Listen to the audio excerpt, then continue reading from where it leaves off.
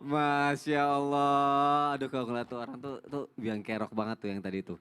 Ada aja semua kesalahannya, tapi dari situ bisa banyak belajar sih, alhamdulillahnya ya. Baik, ternyata juga bulan puasa banyak banget yang harus diperhatikan, yang boleh dilakukan dan tidak boleh dilakukan ya jamaah yang ada di rumah ya.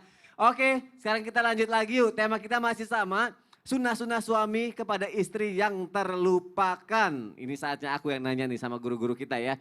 Pertanyaan pertama aku mau nanya sama Ustadz Syam deh. Iya. Ustadz kan Rasulullah SAW kan terkenal sebagai suami yang sangat mencintai istrinya Oh, gitu Masya ya. Allah. Kayak romantis, Masya mesra Allah. gitu ya. Aku pengen deh kayak gitu.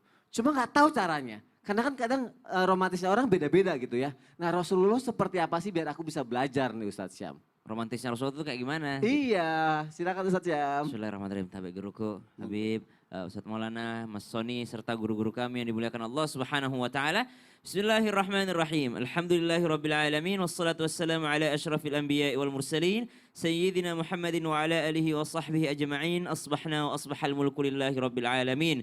Allahumma innaka afuwun karim tuhibbul afwa fa'fu anna ya karim. Amin amin amin ya rabbal alamin. Maka bagaimana baginda Nabi Shallallahu Alaihi Wasallam kalau dilihat sisi romantisnya tuh kayak gimana sih? Yang pertama yang paling populer ya biasanya kita dengarkan Nabi itu tidak memanggil nama.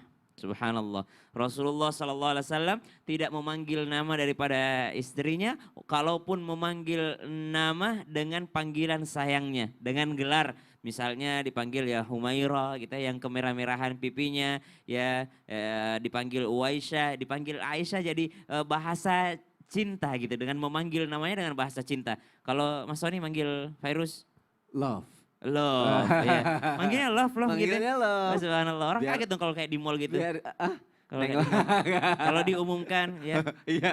kepada Ibu Love Ibu gitu. tahu enggak lah. Tadi mau enggak, di rumah doang. Ya, jadi panggilannya itu diganti dengan panggilan yang sangat mesra oleh baginda Nabi Muhammad Sallallahu Alaihi Wasallam. Kemudian yang kedua, bagaimana sih Rasulullah SAW sisi romantisnya kepada para istrinya? Ternyata baginda Nabi Sallallahu Alaihi Wasallam adalah teman bicara terbaik dan teman yang paling mendengarkan ketika istrinya mengadu. Jadi Ibunda Aisyah radhiyallahu taala anha warḍaha pernah dalam sebuah riwayat menyebutkan bahwa Rasulullah sallallahu alaihi wasallam adalah orang yang sangat-sangat setia mendengarkan aduan para istrinya. Kadangkala ini dianggap sepele tapi ini sangat romantis.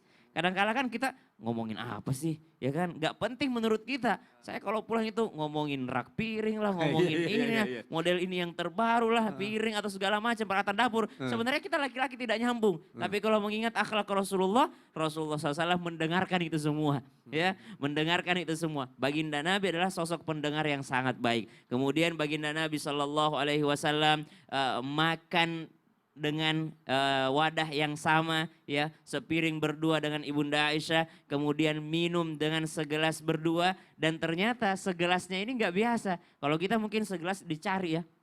Mana bekas bibirmu tadi? Oh, berarti saya sebelah sini. Kalau Nabi SAW dicari mana bekas bibirnya, di situ pula baginda Nabi SAW akan meminum. Oh. Dan ini adalah akhlak yang ditunjukkan oleh baginda Nabi Shallallahu Alaihi Wasallam. Bukan sengaja ngelap dulu, lap dulu lah bekasnya, subhanallah.